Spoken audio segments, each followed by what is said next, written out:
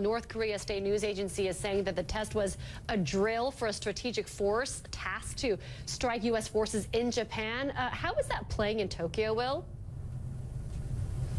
There's a lot of concern here, and the missile trajectory would certainly indicate that this was a potential test run for a strike against U.S. forces in Japan, because several of those ballistic missiles came within 200 nautical miles or less of the Japanese coast. We know that just within the last hour or so, the Japanese Prime Minister Shinzo Abe and U.S. President Trump spoke by phone. They reiterated the U.S.-Japan alliance when it comes to North Korea. They talked about the fact that this test was a clear violation of UN Security Council resolutions. We know that there is the U.S. and Japan have requested an emergency meeting of the Security Council, which is set to happen on Wednesday. Also, the Prime Minister said that President Trump asked him to convey to the Japanese public that the U.S. stands behind Japan 100%. Now, there are reports here that Japanese investigators think there may have been more than one kind of missile launched here, even though the North Korean news release talked about the fact that these ballistic missiles were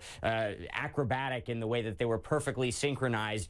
Japan isn't so sure, and they're trying to gather more evidence right now as to what kind of fuel was used. They believe these were solid fuel missiles. What kind of technology are these modifications of missiles that have been previously launched? And Japanese officials are pledging to share that intelligence information with the United States and also with officials in South Korea. Of course, there's been a bit of a diplomatic row unfolding between the two countries as of late over some territorial and historical disputes that have been going on for a number of years. There's even a dispute over the name of the waters that the missiles landed in. Japan calls it the Sea of Japan.